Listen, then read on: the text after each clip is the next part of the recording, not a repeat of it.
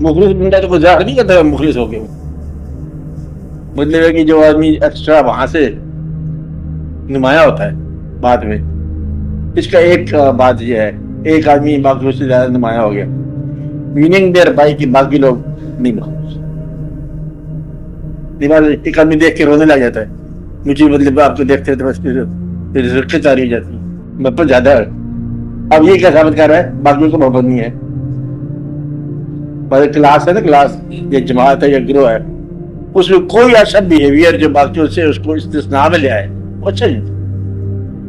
यहाँ से पूरी कौम बर्बाद हुई, मतलब सारे बैठे नहीं बैठे, एक आदमी यहाँ को खड़ा हुआ, सारे बिस्मिल्लाह सवारी गुजर गई दूर की, क्या गुजरी, जिनको नजर नहीं आया उनको क्या जता रहे हो कि क्या गुजर गए।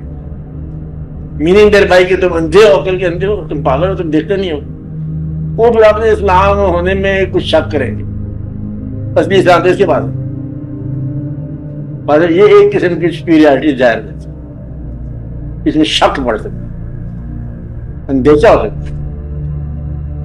ये बात समझ, नमाज पढ़ते लोग तो पढ़ते, कुछ लोगों से नमाज में ऐसा गिरफ्तारी कर लेते हैं, ये नकली है। मस्जिद दाखिल है ना, थोड़ा सा बदले रोनी शक्ल बता दी, मगर ये अगर अल्लाह के साथ तुम्हारा है मफदनामा, खौफ के हद तक सारी जिंदगी अल्लाह है,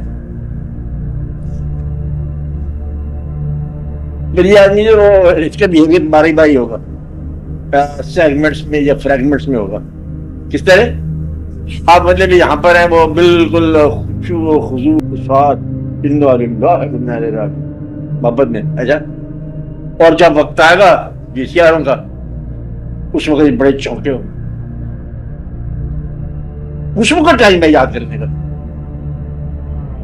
बात मेरी समझ आ रही है? सारी जिंदगी काम है।